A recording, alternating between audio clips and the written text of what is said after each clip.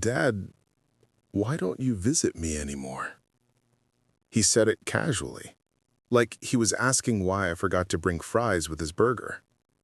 We were sitting at the kitchen table, Saturday morning. Same house, same sunlight coming through the blinds. I laughed.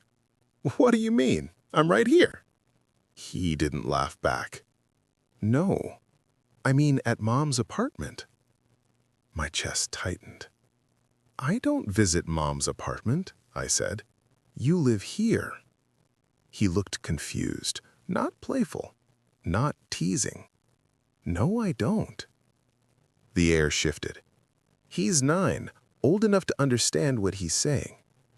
You live here, I repeated slowly. He shook his head. I live with Mom. I only see you on some weekends. There are moments when your brain rejects reality, like it's buffering. That's not funny, I said. I'm not joking. I stood up too fast, chair scraping the floor. Where did you hear that? Hear what? That you don't live here. He stared at me like I was the one being strange. You moved out last year. I drove to my wife's apartment, the one my son insisted existed, across town, a building I'd never noticed before. When she opened the door, she didn't look surprised. She looked tired. You weren't supposed to come here today, she said. What is this? Why is he saying I don't live with him? She studied my face carefully. Mark. The way she said my name, soft, measured. You signed the papers. What papers? She stepped aside. Inside were my son's shoes by the door, his backpack on the couch, his drawings taped to the fridge. But it wasn't our fridge, not our couch, not our life. You moved out 11 months ago, she said quietly. You said you needed space.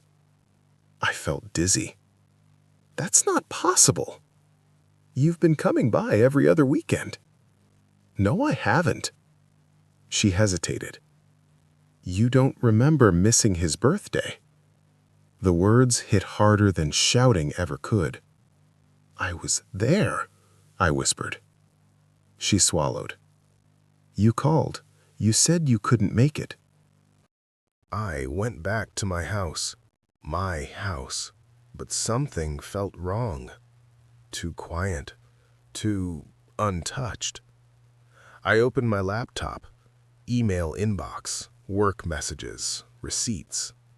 There were weekends I couldn't account for. Photos on my phone. There I was, standing beside my son in front of that apartment building, smiling. But I don't remember the photo being taken. I checked the calendar on the wall. Certain dates had small blue dots. Visitation days. My handwriting, but it felt like someone else's rhythm. I found the divorce decree in a drawer, finalized 8 months ago. Reason listed, emotional withdrawal and absence. Absence. I remember the fights, the stress at work, the pressure, but I don't remember leaving.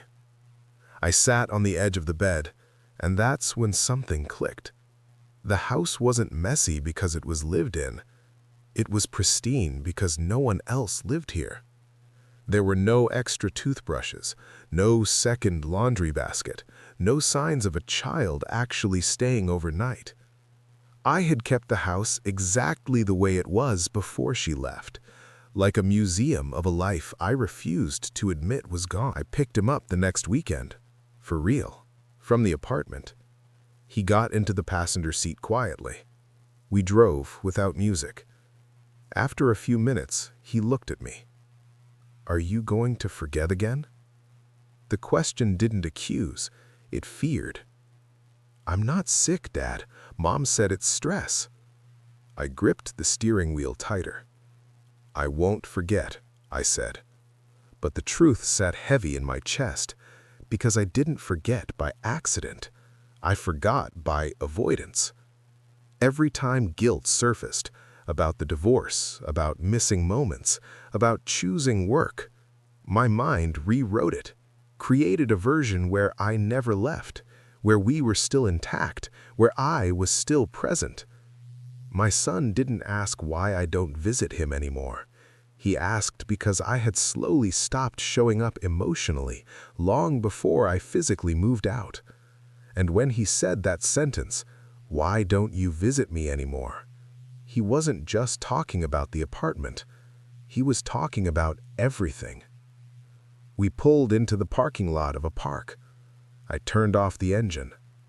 "I'm sorry," I said, for the first time without defensiveness, without denial, just truth. He nodded once. Kids don't need perfection. They need presence. And as we walked toward the swings, I realized something painful but clear. The scariest thing isn't losing your family. It's convincing yourself you never did.